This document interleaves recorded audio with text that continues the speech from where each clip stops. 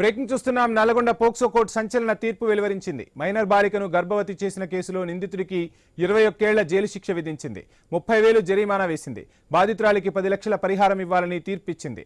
2021లో చెల్లెలు వరుసయ్యే బాలికపై చింతపల్లి నగేష్ అత్యాచారానికి పాల్పడినట్లు పోలీసులు కేసు నమోదు చేశారు.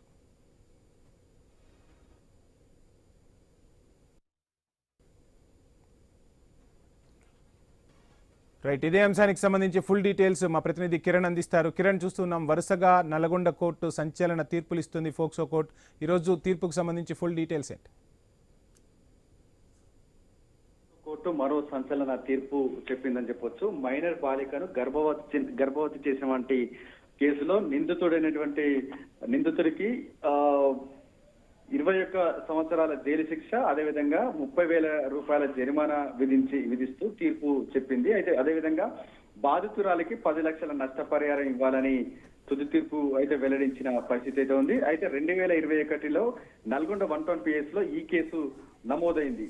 అయితే చింతపల్లి నగేష్ అనేటువంటి నిందితుడు తన సొంత అంటే పెద్దమ్మ కూతురు అంటే వరుసకు చెల్లి అయినటువంటి అమ్మాయితో ప్రేమ వ్యవహారం నడిపి ఆమెను మాయమాటలు చెప్పి లొంగ తీసుకున్నట్టుగా ఈ కేసు ఫైల్ అయింది. ఆ కేసు సంబంధించి అంటే మైనర్ బాలికకు తల్లిదండ్రులు కోల్పోవడంతో కూడా ఆమె ఒంటరిగా ఉన్నటువంటి విషయాన్ని అంటే ఆమె అవసరాలను ఆమె ఆర్థిక పరిస్థితిని క్యాచ్ చేసుకున్నటువంటి నిందితుడు నగేష్ ఆమెను లోబర్చుకొని మాయమాటలు చెప్పి అత్యాచారం చేశాడు. అయితే ఈ ఘటనకు సంబంధించి కూడా 110 PS లో కేసు నమోదైంది. బాధితురాలి ఫిర్యాదు మేరకు కూడా ఈ అప్పట్లో బాధితురాలికి కొంతమంది మహిళా సంఘ నేతలు అండగా నిలిచినటువంటి నేపథ్యంలో ఈ కేసు స్ట్రాంగ్ అయింది. అయితే ఈ కేసు సంబంధించి 2021లో 110 PS లో కేసు నమోదైంది. సైంటిఫిక్ ఎవిడెన్స్ అదేవిధంగా పూర్తి సాక్ష్యాధారాలు పరిశీలించిన అనంతరం న్యాయస్థానం అయితే ఈ తీర్పునిచ్చింది.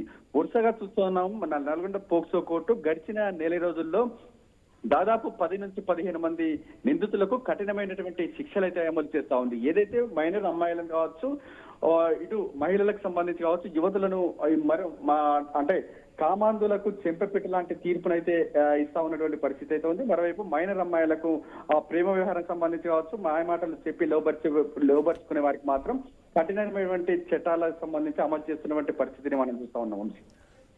Thank you Kiran.